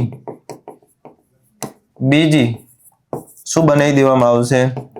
રાજધાની બનાવવામાં આવશે. એટલે કે સાહેબ આસામ છે અને હવે 2 રાજધાની હશે, એક દિસપુર અને બીજી દિબ્રુગઢ. એટલે પ્રશ્નો બદલાશે ને, ધ્યાન રાખજો. આવા પ્રશ્નો પરીક્ષામાં હોવાના. આપણને એમ કે ગુજરાત, ગાંધીનગર બધાને ખબર છે, પણ પ્રશ્ન એમાંથી બીજો બનાવે કે બે આસામ છે નવી જાહેરાત દિસપુર બધાને યાદ હોય તો કોને યાદ રાખીશું? દિબ્રુગઢ. બીજું કે આને નવી રાજધાની બનાવવા માટેના પ્રથમ પગલા સ્વરૂપે હમણાં આપણે 26મી જાન્યુઆરી ઉજવી ને, 26મી જાન્યુઆરી ધ્વજવંદન છે હેમંત બિસ્વા શર્માએ ક્યાં કર્યું હતું સાહેબ? દિબ્રુગઢ. પ્રથમવાર એવી ઘટના બની કે રાજ્યના મુખ્યમંત્રી છે એમણે રાજ્ય કક્ષાનો કાર્યક્રમ દિસપુરની જગ્યાએ ક્યાં ઉજવો? દિબ્રુગઢમાં. રેડી? તો આવો પણ પ્રશ્ન હોઈ શકે. ચાલો, તો આસામમાં હેમંત બિસ્વા શર્મા 26મી જાન્યુઆરીની ઉજવણી એમણે દિબ્રુગઢ ખાતે કરી. રેડી? દિસપુરની સાથે સાથે દિબ્રુગઢ રહેશે. 3 વર્ષે આને વિકસાવી લેવાશે. અત્યારે આપણે યાદ રાખવાની આસામની કેટલી રાજધાની થઈ ભાઈ? 2 થઈ. બરાબર? ચાલો, દિલ્હી, કર્ણાટક, આસામ અને મહારાષ્ટ્ર આ કોમન પ્રશ્નો છે. એના પછી આપણે આગળ વાત કરીએ અને હવે જોવું છે પછી ભારતીય સેના માટે. ભારતીય સેનાનું ઈસ્ટર્ન કમાન્ડ નું વડું મથક. તમને ખ્યાલ તો છે ને કે ભારતીય સેના છે એ અલગ અલગ ભાગમાં વહેંચાયેલી છે. બરોબર છે? આપણે જેમ એને રેલવેનો ભાગ પાડીએ છીએ, ઈસ્ટ ને વેસ્ટ ને નોર્થ ને સાઉથ ને પછી મધ્યમાં એને શું કહેવાય? Central railway. આવા શબ્દો સાંભળ્યા છે? આપણે કઈ રેલવેમાં આવી ગુજરાતમાં? Western railway. આ કે ના? તો સાહેબ અહીંયા આ ઈસ્ટર્ન કમાન્ડ છે એનું વડું મથક છે ને એને એક કિલ્લામાં રખાયું હતું. શું નામ હતું? Fort Williams. આ ફોર્ટ વિલિયમ્સ છે ને સાહેબ એનું હવે નામ બદલાયું. સાહેબ આ નામ શું રખાયું? વિજય દુર્ગ.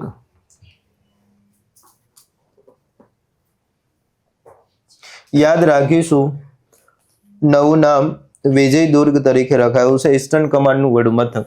હવે શું થયું સાહેબ કે આ ઈસ્ટર્ન કમાન્ડનું વડું મથક એટલે શું? ભારતીય સેનામાં ઈસ્ટ એટલે કઈ દિશા કહેવાય? પેલા તી કયો. પૂર્વ દિશાનું જે વડું મથક છે જે ફોર્ટ વિલિયમ્સના નામ ઉપરથી રખાયું. ફોર્ટ વિલિયમ્સના નામ ઉપરથી રાખ્યું હોય, બદલાયું શું લેવાય છે? આ નામ કોનું હોય? અંગ્રેજોનું હોય. હવે આપણે બધું બદલાવી રહ્યા છીએ. અંગ્રેજન જમાનાનું જેટલું છે ને બધું આપણે ધીમે ધીમે શું કરી રહ્યા? કાઢી રહ્યા છે. બરાબર છે? જેના અર્થમાં આપણે એવું કીધું કે દિલ્હીનો રાજપથનું નામ બદલાયું, કર્તવ્ય પથ. રાષ્ટ્રપતિ ભવનનો છે ગાર્ડનનું નામ હતું મુગલ ગાર્ડન. શું રાખ્યું?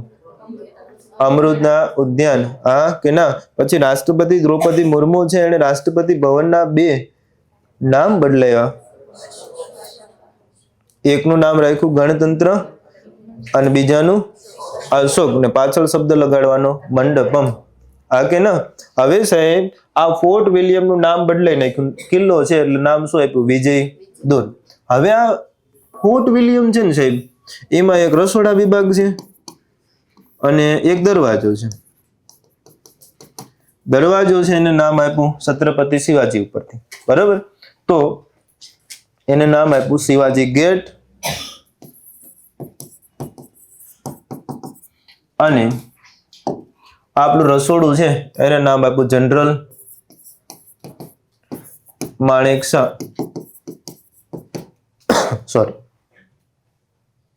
હાઉસ. માણેકશા હાઉસ તરીકે છે નામકરણ થયું. દરવાજાને નામ આપી દીધું શિવાજી ગેટ અને વિજય દુર્ગ તરીકે આપણે આ ઈસ્ટર્ન કમાન્ડ છે એના વડા મથકનું નામ છે ચેન્જ કરી દીધું. બરાબર? એના સિવાય એક પ્રશ્ન પૂછી લઉં. ભારતમાં હાલ રામસર સાઇટની સંખ્યા કેટલી? કેટલી?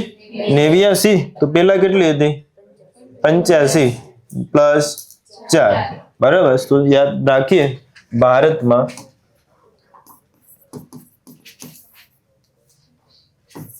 રામસર સાઇટ 85 હતી સાહેબ. 4 નવી. હવે કુલ કેટલી થઈ ગઈ? 89. એટલે પ્રશ્ન એક આવો બનાવી શકે છે કે ભારતમાં રામસર સાઇટની સંખ્યા કેટલી? તો 89. સાહેબ મને કહેશો આ 89 રામસર સાઇટમાં સૌથી વધારે કયા રાજ્યમાં છે? તમિલનાડુમાં કેટલી? 20. સરસ. સૌથી વધારે રામસાઈટ ધરાવતું રાજ્ય હોય તો એ કયું છે? રામસર સાઈટ ધરાવતું. તમિલનાડુમાં કેટલી છે બે? 20. એશિયામાં આપણે કયા નંબરે છીએ બે? પહેલા નંબરે છે. એશિયામાં પ્રથમ ક્રમે છે ભારત. વિશ્વમાં ત્રીજા ક્રમે.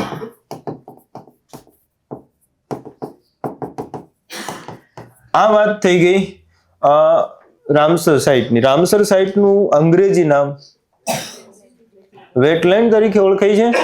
આને ગુજરાતીમાં કેવું હોય તો આદ્રભૂમિ. આદ્રભૂમિ દિવસ ક્યારે ઉજવવો? 2 ફેબ્રુઆરી. ચલો તો યાદ રાખીએ સાહેબ કે 2 ફેબ્રુઆરી છે એને આપણે વિશ્વ આદ્રભૂમિ દિવસ કહીએ છીએ. તો મને કોઈ કહેશો આદ્રભૂમિ એટલે શું? 6 ફૂટથી વધારે નહીં, હા કે ના? જેની ઊંડાઈ 2 મીટર અથવા તો 6 ફૂટથી વધારે નથી તેને કહેવાય. આ સાહેબ એનો અર્થ શું થયો કે હું એમ કહું કે કોઈ આપણે વાડીએ છે કૃત્રિમ તળાવ બનાવી દેવું છે 50 વીઘામાં અને એની ઊંડાઈ 6 ફૂટથી વધારે નથી અને ત્યાં પક્ષીઓ છે આવવા માંડ્યા છે, તો એને રામસર સાઇટનો દરજ્જો મળવા પાત્ર ખરો? મારો ટૂંકો સવાલ છે, એ કુદરતી હોય એને જ રામસર સાઇટ મળે કે કૃત્રિમને પણ મળે? બંનેને મળે. બરાબર છે. જો તમે ગુજરાતમાં નળ સરોવર છે એ વેટલેન્ડ સાઇટ છે? નળ સરોવર છે, બરાબર. અને વઢવાણા તળાવનું નામ સાંભળ્યું? ક્યાં છે? વડોદરા. બરાબર. તો એક પ્રકારે કૃત્રિમ છે, બરાબર. તો બંનેને કેનો દરજ્જો છે? રામસર સાઇટનો દરજ્જો છે. તો કુદરતી હોય તોય હાલે છે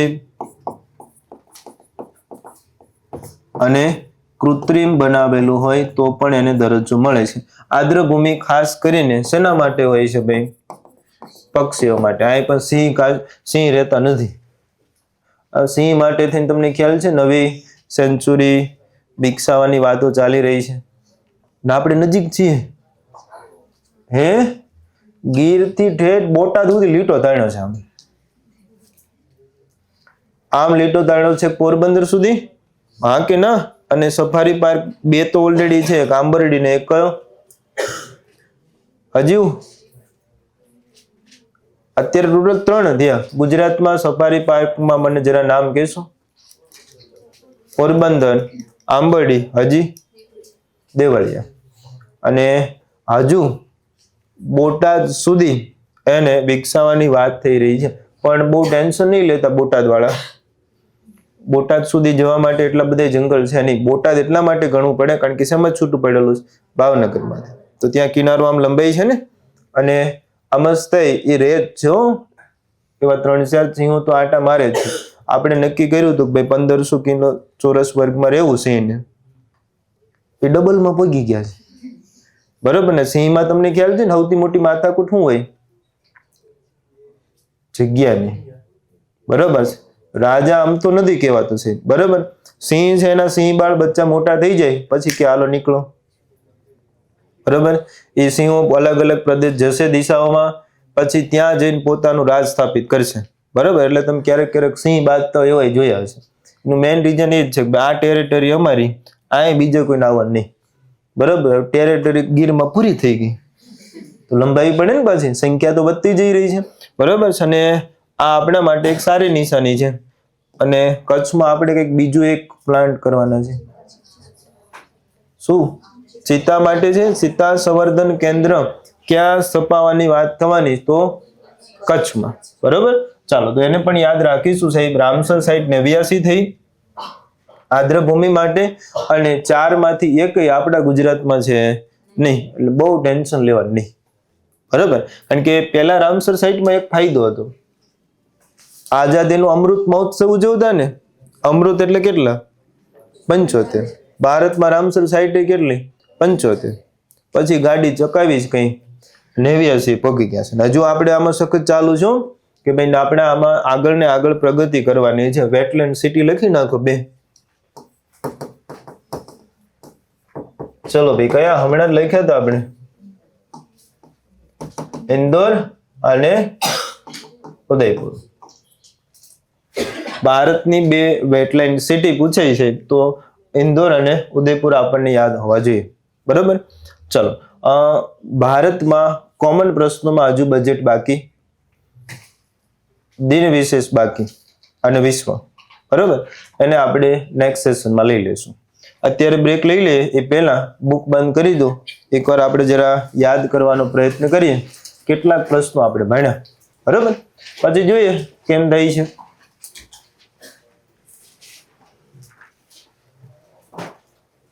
ચલો રેડી. બોર્ડ ઉપર ધ્યાન. સૌથી પહેલા વ્યક્તિ વિશેષમાં આપણે નામ લખ્યું છે આર પ્રજ્ઞાનંદ. આર પ્રજ્ઞાનંદને આપણે શેના માટે યાદ રાખ્યા? Tata steel master 2025. હા એનું આવડે, ટાટા સ્ટીલ ભૂલી ગયા. ટાટાની ઇવેન્ટ હતી એટલું યાદ હોવું જોઈએ. 2025 આર પ્રજ્ઞાનંદ છે જેતા. ડી ગુકેશ અને વિશ્વનાથ આનંદ છે વર્લ્ડ ચેમ્પિયન છે. ભારતે 2024 મેલ અને ફિમેલ બંનેમાં કયો મેડલ જીત્યો છે? ગોલ્ડ. ક્લિયર. એના પછી સચિન તેંડુલકર છે અને બીસીસીઆઈ દ્વારા કયો award? CK Naidu lifetime achievement award. Sachin તેંડુલકરનો બીજો સવાલ. રાજ્યસભામાં નોમિનેટ થનાર પ્રથમ ક્રિકેટર છે એ કોણ છે? સચિન તેંડુલકર. અભિષેક શર્મા શા માટે યાદ રાખીએ છીએ? એક T20માં સૌથી વધારે રન કેટલા? 135. સાહેબ એના પછી આઈસીસીએ ગયા વર્ષ માટે થઈ ક્રિકેટર ઓફ ધ યર જાહેર કર્યા. જસપ્રીત બુમરાહ. ટેસ્ટમાં cricketer of the year Smriti Mandhana. ODI વનડેમાં ક્રિકેટર ઓફ ધ યર. આ વાત થઈ ગઈ ક્રિકેટરોની. એના પછી આપણે વાત કરી સાહેબ કે ભાઈ સુનિતા વિલિયમ્સ કેટલામી વાર? 9મી વાર સ્પેસ વોકનો રેકોર્ડ. અને એના પછી હજુ આપણે યાદ રાખીએ છીએ શુભાંશુ શુક્લા.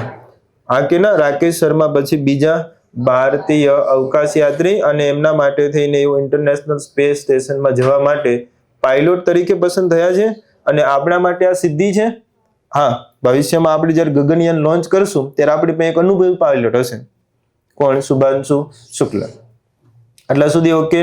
વ્યક્તિ વિશેષ પછી આપણે સીધા ગયા ગુજરાતમાં અને ગુજરાતમાં જઈને તરત સીધો બોમ્બ ભળ્યો યુસીસી. બરાબર. યુનિફોર્મ સિવિલ કોડ લાગુ કરનાર કેટલામું રાજ્ય? બીજું. અને આના માટેની સમિતિ રચાઈ છે અને અધ્યક્ષ કોણ? રંજના દેસાઈ. બરાબર કે ભાઈ યુસીસી લાગુ થશે એટલે એમાં આપણે કોમન કીધું કે ભાઈ લગ્ન રજીસ્ટ્રેશન ફરજિયાત છે. છૂટાછેડા માટે એક સરખો નિયમ હશે. લિવ ઇન રિલેશનશિપમાં રહી શકાય છે. હા, પણ 18 અને 21 થી ઓછી હોય તો માતા પિતાની મંજૂરી. લિવ ઇન રિલેશનશિપ થી સંતાન પ્રાપ્તિ થાય તો એ વારસામાં હકદાર છે. હા છે. એના પછી આપણે એવું કીધું કે ભાઈ બહુપત્નીત્વ પ્રથા છે રદ થશે અને એની સાથે હલાલા અને ઇદ્દત પ્રથા છે એને પણ બંધ. સાહેબ છોકરા અને છોકરી છે અને વારસામાં સમાન હક મળી રહે છે. હા સાહેબ. એના સિવાય આમાંથી સંપૂર્ણપણે બાકાત કોને રાખ્યા છે? આદિવાસી એટલે કે અનુસૂચિત જાતિ. છેલ્લો સવાલ કે બાળકને દત્તક લઈ શકાશે? હા સાહેબ. કોને લઈ શકાશે? પોતાના ધર્મના બાળકને શું લઈ શકાશે? દત્તક લઈ શકાય. દત્તક સંતાન છે અને બધા જ લાભો મળશે. બધા મળશે. બરાબર. યુસીસી પછી આપણે એવું કીધું તમામ 3 નવા કાયદા લાગુ કરવાની ભલામણ છે કરી 30 એપ્રિલ 2025 સુધી. પાકું છે? કેન્દ્રીય ગૃહમંત્રી નામ કહેશો? અમિત શાહ. ચલો આઈપીસી ની જગ્યાએ શું આવ્યો? ભારતીય ન્યાય સંહિતા. સીઆરપીસી ની જગ્યાએ ભારતીય નાગરિક સુરક્ષા સંહિતા અને એવિડન્સ એક્ટ ની જગ્યાએ ભારતીય સાક્ષ્ય અધિનિયમ અથવા તો સંહિતા શબ્દ વાપરી શકો. બરાબર. ક્યારથી લાગુ છે ભારતમાં? 1 જુલાઈ 2024 થી લાગુ છે ને. ચાલો ઓકે. આ 3 નવા કાયદા પછી આપણે એવું કીધું કે ગાંધીનગર આટો મારતા આવીએ. ગાંધીનગરમાં 2 સવાલ. એક ગિફ્ટ સિટી ખાતે આપણે એઆઈ સેન્ટર ઓફ એક્સલન્સ ની શરૂઆત કરી. એઆઈ નું પૂરું નામ પૂછાય તો આર્ટિફિશિયલ ઇન્ટેલિજન્સ. અને બીજું સાહેબ શું શરૂ કર્યું? એક ગુડ્સ ગવર્નન્સ માટેની રાષ્ટ્રીય પરિષદનું આયોજન. રાષ્ટ્રીય સુશાસન દિવસ કોનો જન્મ દિવસ છે? અટલ બિહારી વાજપેયી. ક્યારે છે? 25 ડિસેમ્બર. પાક્કું છે? ચાલો એના સિવાય પ્રશ્નો તરફ આપણે આગળ વાત કરીએ છીએ તો પછી ગયા આપણે કચ્છ. કચ્છમાં 2 જગ્યાએ ગામ હતું. એક ગુનેરી ગામ ખાતે શું કીધું? ગુજરાતની સૌપ્રથમ જૈવ વિવિધતા હેરિટેજ સાઇટ. અને બીજું ધોરડો ખાતે છે ભારતની સૌથી જૂની મોટરસાઇકલિંગ ઇવેન્ટનું આયોજન કર્યું. ધોરડો આપણને શા માટે પૂછાશે? રણોત્સવ માટે પૂછાશે. બરાબર. ચાલો, એના સિવાય આપણે ગુજરાતમાં ક્યાં ગયા? કોમન સવાલ કે આટલું જોયું? ભારતમાં આપણે વાત કરી દીધી સાહેબ કે ભાઈ મહારાષ્ટ્રમાં જાવ તો એઆઈ યુનિવર્સિટી, કર્ણાટકમાં નક્સલ ફ્રી સ્ટેટ, આસામની બીજી રાજધાનીનું નામ દિબ્રુગઢ, અને દિલ્હીમાં યમુના નદીમાં કોની સાથે વિવાદ છે? હરિયાણા સાથે. શું વધી ગયું ભાઈ? એમોનિયા. ને 1 ppm થી વધારે હોય તો અહીંયા એને શુદ્ધિકરણ કરી શકાતું નથી. એક આ વિવાદ પણ ચાલુ છે. અને કોમન પ્રશ્ન કીધો કે હવે રામસર સાઇટની સંખ્યા 85 હતી, 4 નવી. કેટલી? 89 રામસર સાઇટ થઈ ગઈ. મને કોઈ કહેશો કેન્દ્રીય પર્યાવરણ મંત્રીનું નામ? ભૂપેન્દ્રભાઈ પટેલ યાદવ. જાગતા રહેજો. બરાબર. ભૂપેન્દ્રભાઈ યાદવ. અને રામસર સાઇટ માટે આપણે એવું કીધું વેટલેન્ડ ભૂમિ કહેવાય છે. ગુજરાતીમાં કેવું હોય તો આદ્ર ભૂમિ દિવસ ક્યારે? 2 ફેબ્રુઆરી. આદ્ર ભૂમિ ક્યારે? 2 મીટર અથવા 6 ફૂટથી વધારે ઊંડાઈ ન હોય તેવું સરોવર. બરાબર. દલદલીય વિસ્તાર હોય તો એ ચાલે, પણ એને આપણે રામસર સાઇટ તરીકે યાદ રાખવાનું રહેશે. ક્લિયર છે?